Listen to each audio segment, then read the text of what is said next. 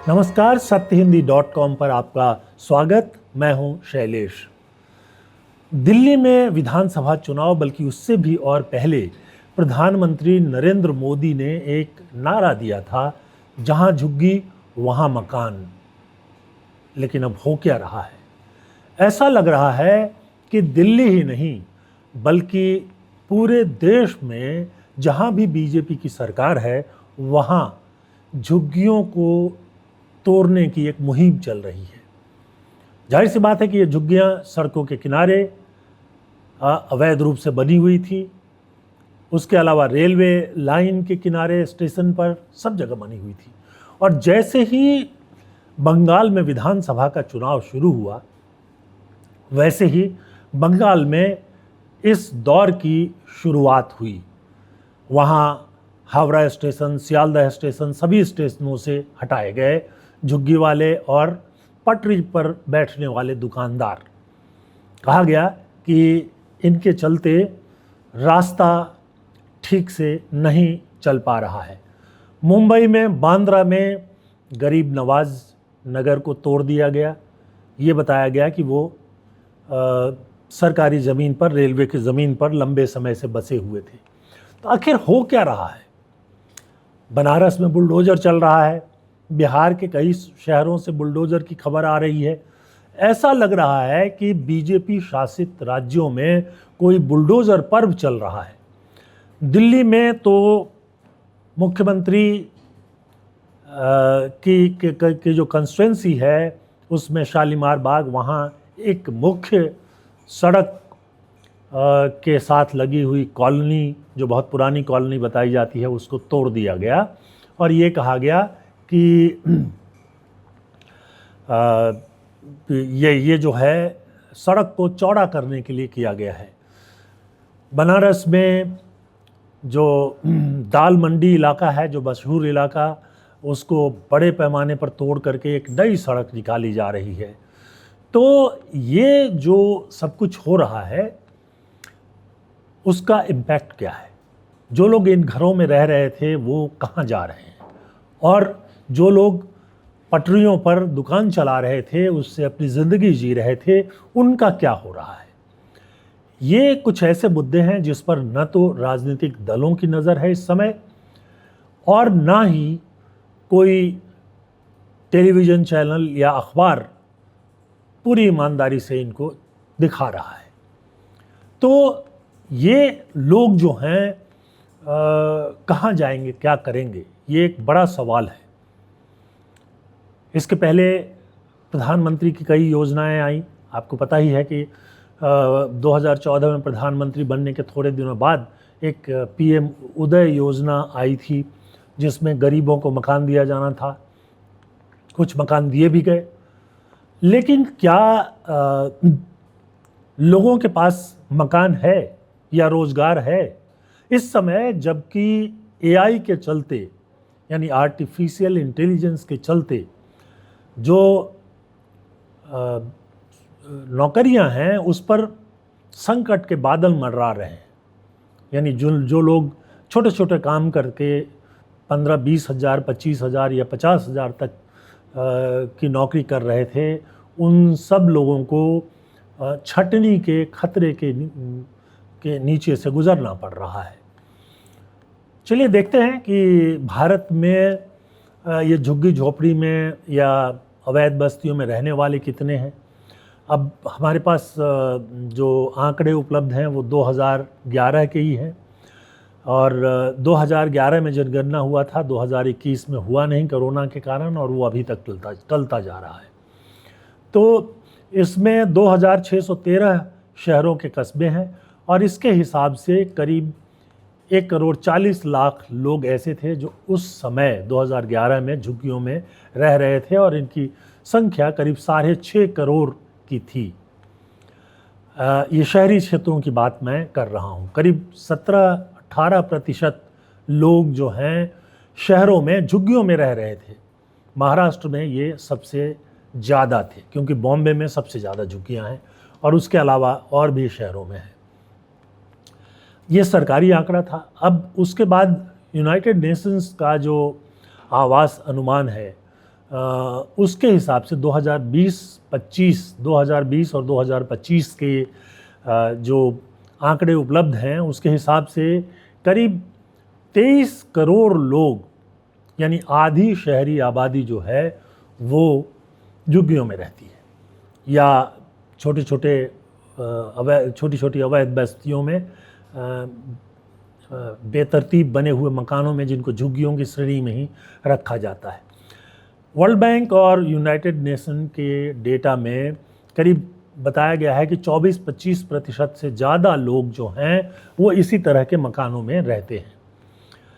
हालांकि ये 2025 में संसद में सरकार ने बताया कि 6.5 करोड़ लोग जो हैं वो करीब 1 करोड़ 40 लाख झुग्गी झोपड़ी बस्तियों में रहते हैं। ये 2011 का ही आंकड़ा था।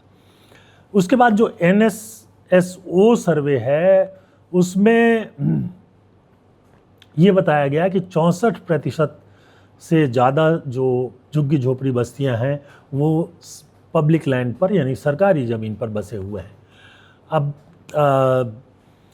पुराने जो आंकड़े हैं उसके हिसाब से अगर देखें तो 2007 में करीब 1905 हेक्टेयर ज़मीन जो रेलवे की है उस पर कोई 1.25 लाख झुग्गियाँ बनी हुई थी, और बाद में चल कर के ये संख्या जो है लगातार बढ़ती ही गई, और अब ये अनुमान है कि करीब 1068 हेक्टेयर रेलवे की ज़मीन पर झुग्गी झोपड़ी वालों का कब्जा है। सवाल इसका नहीं है कि कब्जा है या नहीं है, सवाल इसका है कि सरकारें जो अब तक वादा करती रही हैं, या बीजेपी की सरकार जो 12 सालों से वादा कर रही है कि जो ये झुग्गी झोपड़ी वाले लोग हैं उनको मकान दिया जाएगा, उनका हो क्या रहा है।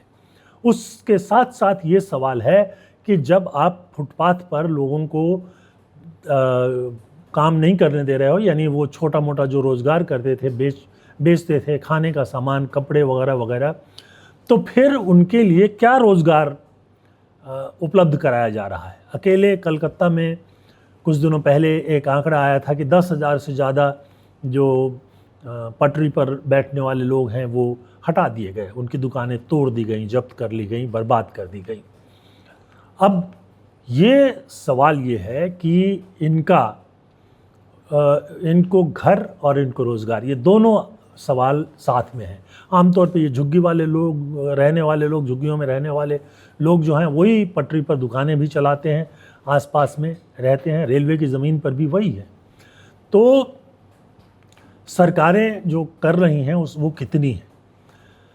अब जो हमारे आंकड़े उपलब्ध हैं उसके हिसाब से करीब 90-91 लाख घर बनाने की योजना को स्वीकृति दी गई थी, और बताया गया कि 2025 तक करीब 90 लाख से ज़्यादा झुग्गी वालों को घर दे दिए गए, और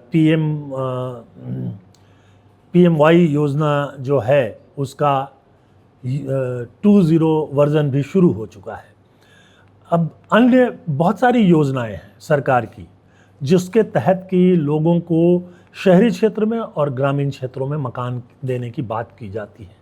लेकिन जब हम दुनिया भर की में जो प्रमाणित संस्थाएं हैं उनकी, या भारत में जो आवास के क्षेत्र में काम करने वाली संस्थाएं हैं उनके आंकड़ों को देखते हैं तो ऐसा लगता है कि ये जो बातें की गई है उनको घर देने की वो नाकाफ़ी है, सफिशिएंट नहीं है।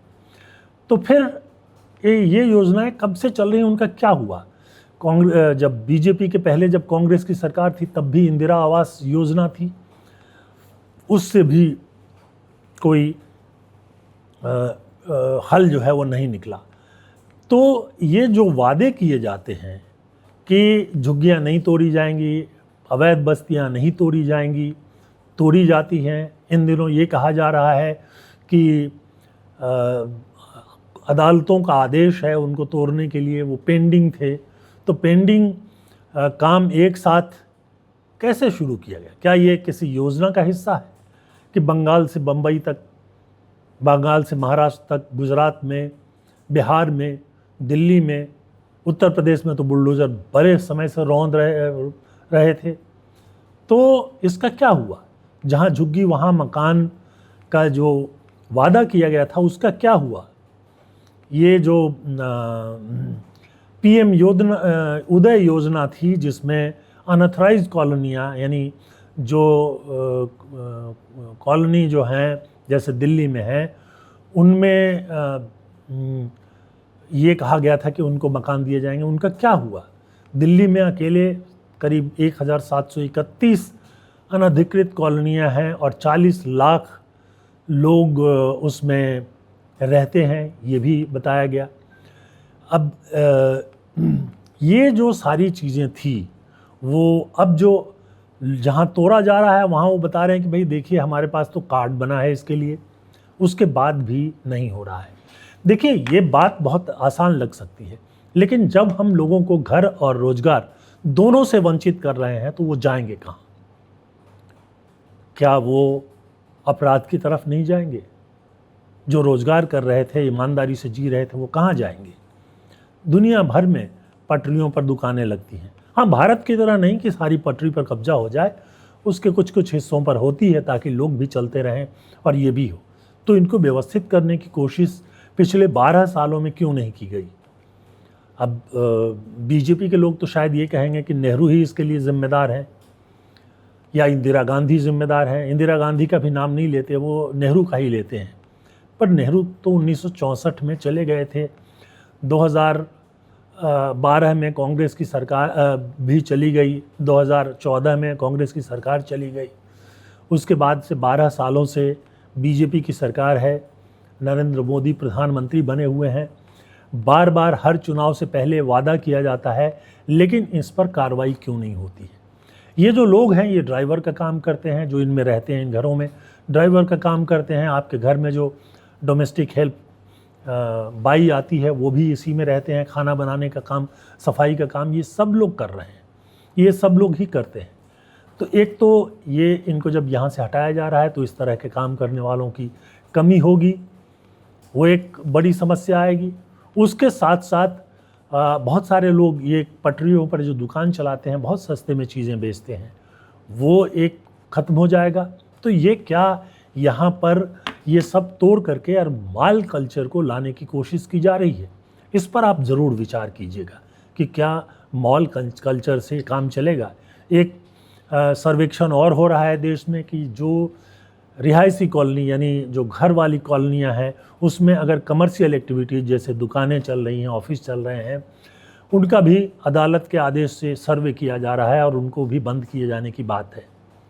तो क्या ये जो नेबरहुड शॉप, घर के पड़ोस में एक दुकान वाली जो परंपरा है, वो भी ख़त्म हो जाएगी और लोग जो हैं अपने घर से कई किलोमीटर दूर मॉल में जाने के लिए मजबूर होंगे, जैसा कि अमेरिका में होता है, ज़्यादातर यूरोपीय देशों में भी हो रहा है। लेकिन वहाँ गरीब लोग भी कार रखते हैं और भारत में साइकिल भी नहीं है बहुत सारे लोगों के पास, पैदल चलते हैं या सरकारी जो साधन है उसमें चलते हैं। तो फिर इन लोगों का क्या होगा? कई बार हम ये सोचते हैं कि जो स्थिति बन रही उससे हमारा क्या, लेकिन हमारे जीवन पर भी उसका असर पड़ सकता है। आप क्या सोचते हैं इसके बारे में? कमेंट सेक्शन में आकर हमें बताइए। एक अनुरोध ये है कि हमारे चैनल को सब्सक्राइब कीजिए, हमारे प्रोग्राम्स को लाइक कीजिए, हमारा जो ऐप है उसे डाउनलोड कर लीजिए और हमारी जो सदस्यता का जो अभियान हमारा चल रहा है उससे जुड़ने की कोशिश कीजिए। आज के लिए बस इतना ही। बहुत बहुत धन्यवाद। नमस्कार।